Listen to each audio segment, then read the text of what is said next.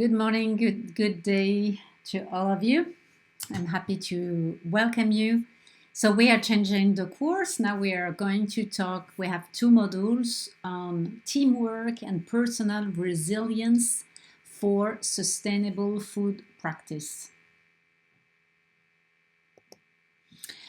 Today we are going to talk about implement collaborative problem solving strategies and promote shared responsibility in food handling and waste prevention. So I hope you're still with me. The last module was a bit long. I'm sorry for that, but as I said, it was a long one and very tough, very interesting, but huge in terms of information.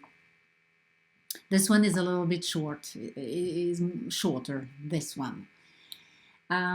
So the food waste prevention really depends of the collaboration much more than just individual action.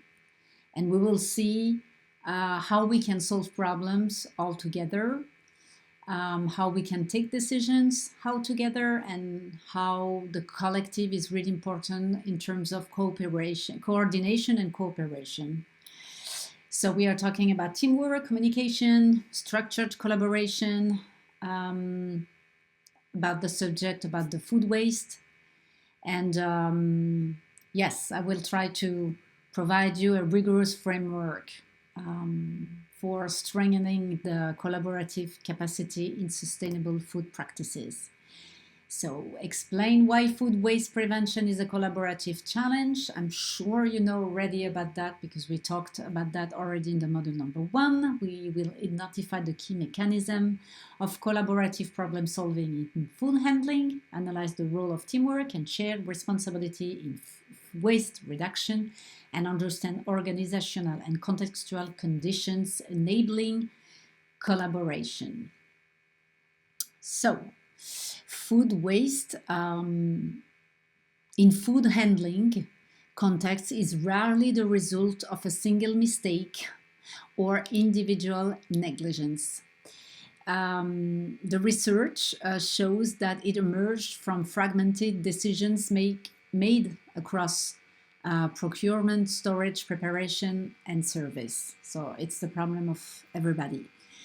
When these decisions are poorly coordinated, inefficiencies accumulate. So collaborative problem solving allows teams to address waste as a systemic issue, shifting attention from individual errors towards shared responsibility and collective learning. But it's true that the collective start with one person that meet another one and then create relation with another one. So it's all about us, but it's how we are going to put our personal individual energy into a group to achieve a collective goal. Collaborative problem solving in practice. So it refers to structured processes where teams jointly identify problems and develop coordinated responses. So the teams that collectively adjust ordering, production volumes, or workflow are better equipped to prevent surplus and spoilage. And this approach enables anticipation and systemic improvement rather than individual blame. So it's true that there is always a collective analysis about what we can do and what the challenges we are facing to resolve the problem. The fact that we are all together, that we share the solutions is always a great benefit because we all have a specific expertise, our own knowledge. Because if, for example, we are a group, a community, and each of us, we did the job to be educated, to get good communication, good information on social media, for example, or on digital communities, as we saw before. All the knowledge we have, each of us, we can provide this knowledge to and share it into the group. And that's why all the solutions, by talking, by seeing ourselves, this help to create a problem solving in practice, because we need to face the same problem and we all can put our contribution into the subject. Shared responsibility in food handling. So shared responsibility means recognizing that food waste outcomes result from interdependent actions. So when the teams collectively own results, accountability becomes mutual rather than punitive. So this reduces blame and encourages proactive problem identification. Shared responsibility also increases adaptive capacity. As teams, we are more willing to adjust the practices when the responsibility is distributed than individualized. So we share the benefit and we share the problem. That's the collective mentality. Okay, it's like a couple. You get married, you share the money, but you share the poverty as well. You share the celebrations into the family, and you share the problem. This is exactly the same thing. I love this visual, the benefit of sharing responsibilities, because we can improve ourselves by searching solutions from problems, giving an expertise.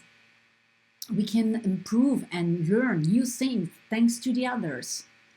We reduce the stress because we are not alone to take care about the problem. We are a family, we are a community, we are a group.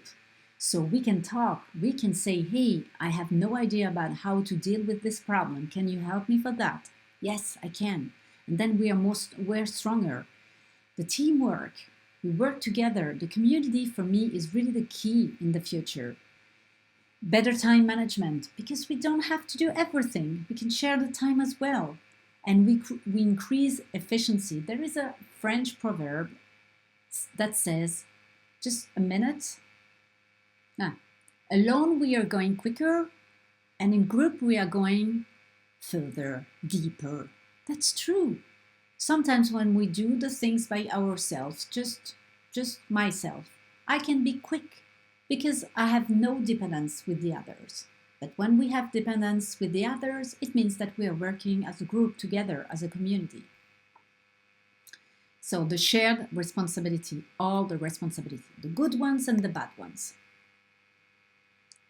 Teamwork dynamics and waste prevention. When team members perceive task interdependence, they understand how individual decisions affect collective outcomes. Psychological safety encourages teams to surface inefficiencies early. The trust and learning-oriented cultures support continuous improvement in food handling practices. So this visual shows you the importance of the team dynamics. It's really a dynamic. This is a great word. Better problem solving, we're all doing and facing together. Better decision making, motivated and engaged team. Because, for example, when you are included, when you are included in a group, it's more difficult to quit and say, no, I don't want to do this again, because the others, they count on you to do that. So when you are always doing the things alone, you can very easily. It's easy to say, well, okay, today I don't do, and then tomorrow I don't do, and then we don't do it anymore in the future. Okay, but when we are a team, we don't think about, we are not selfish. We are thinking in a collective way. And of course, it increases the productivity as well. So mutual trust, continuous improvement, psychological safety support, problems, disclosure. Yes, this is absolutely true. The role clarity and mutual accountability. So the role clarity is essential in time-constrained food environments.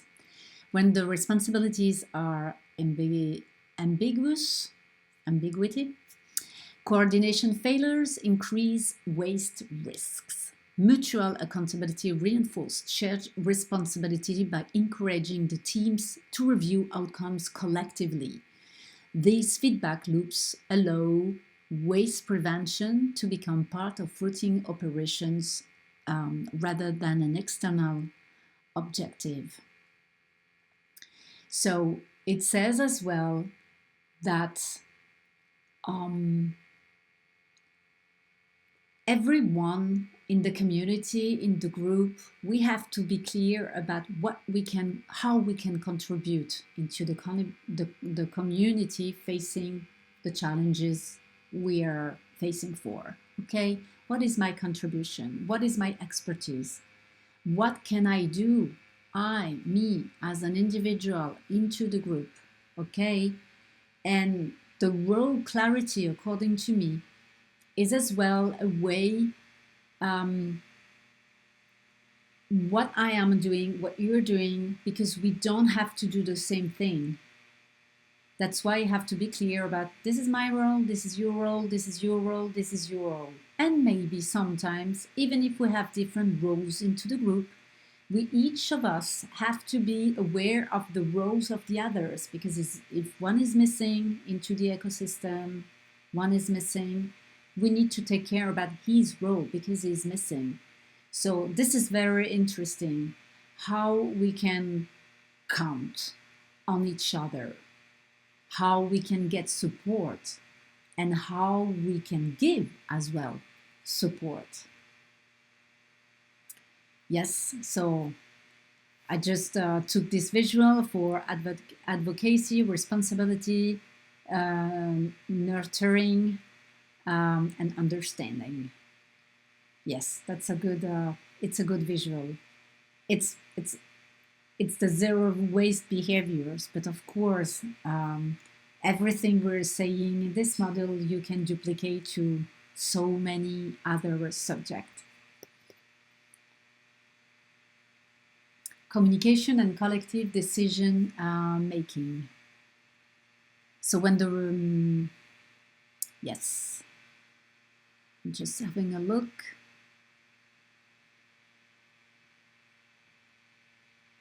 Just a minute, please. I'm just checking if I am on the good one. Okay. So the communication aligns situational awareness. Information sharing reduces uncertainty. Collective decisions integrate multiple perspectives. Downstream impact are considered early. Coordination reduces surplus and spoilage. So sometimes when we take some decisions, there is an impact in the downstream zone, and sometimes we can anticipate as well the problems regarding the decisions we need to take. So the communication from upstreams and downstream is really important, because the more the communication get into a flow during the collective decision making, the more we can be aware of the troubles, the problems, the celebrations as well, what is good, what is a bit not that good, and what we have to change. So we for example, let's say that a community of different stakeholders decide to create a compost in a small village. So we need to talk with the institutions, because us as consumers and as the users of this compost, we know exactly how we are going to deal with it every day. So we can give some information to them, because if there is no communication, they are not going to know very well what exactly for us as users we need. So this is to give you the light about upstreams and downstreams, because at the end, when we are talking about communities, the aim is maybe not to have those upstreams and downstreams, but maybe having a fluid communication as an ecosystem with a shared governance, and that the communication is so flow and so clear and so respectful that we can decide everything we want to decide.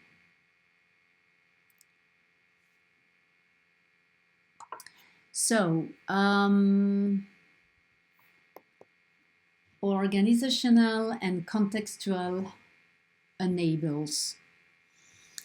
So the clear organizational structures support collaboration, leadership legitimize shared responsibility.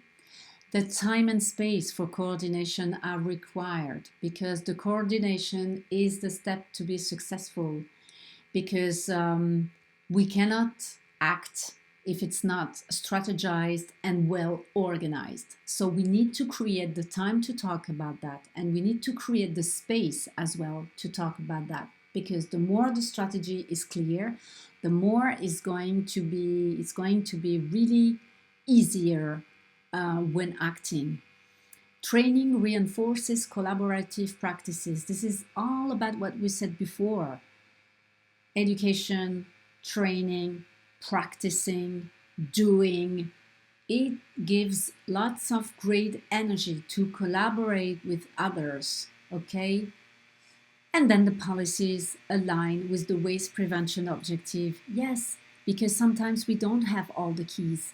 We need the help of of the institutions. We need the help of the the policies, the norms.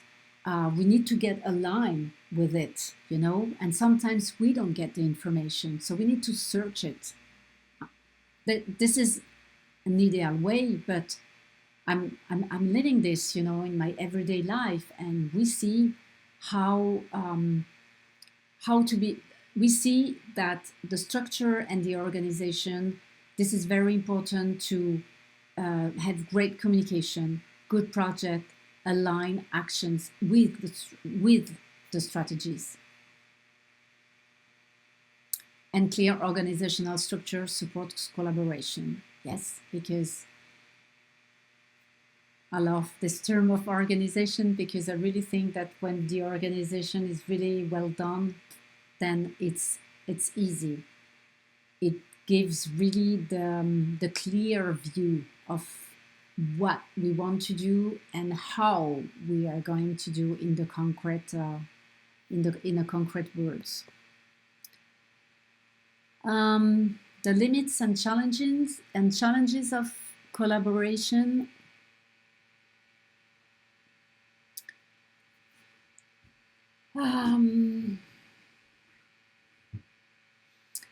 So sometimes regarding the limits or the challenges, we are talking about as well about the governance. So I wrote ambiguous authority can create tensions.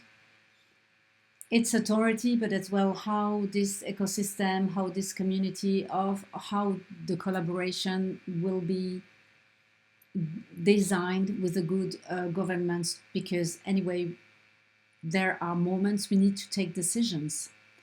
We need to be clear, and we need to decide, and we need to act concretely. So yes, it's true that when the authority is a bit ambiguous,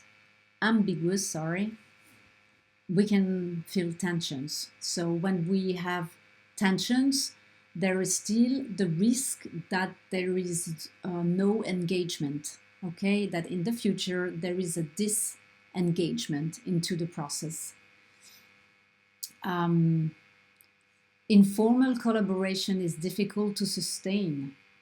The formal collaboration is as well very great, that maybe we can just write our values, we call this a manifest sometimes as well. We can just write what are the common values we are sharing and what are the actions we want to do together, what the role, what is my role, what is your role. And it's even if it's not like a contract, official contract, it doesn't matter, but it's written. It's just to remind that we said this and we took this engagement all together. And sometimes when we have conflict or tensions, it's always good to come back to what we wrote at the beginning, because I'm not teaching you something really new, but when the energy is really good, there is joy, positive things, the world is very good. And when there are tensions, now the problems can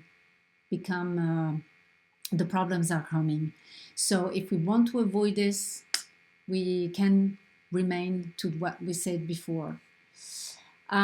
Yes, I show this visual, but potential challenges in food waste valorization, it's everywhere. Lots of challenges regarding the food system, the economy, the infrastructure, all the partnerships, the regulations, the management, the consumers, awareness. Those are example of challenges. Okay, this is more in the macro environment, but the limits and the challenges of collaboration definitely are everywhere.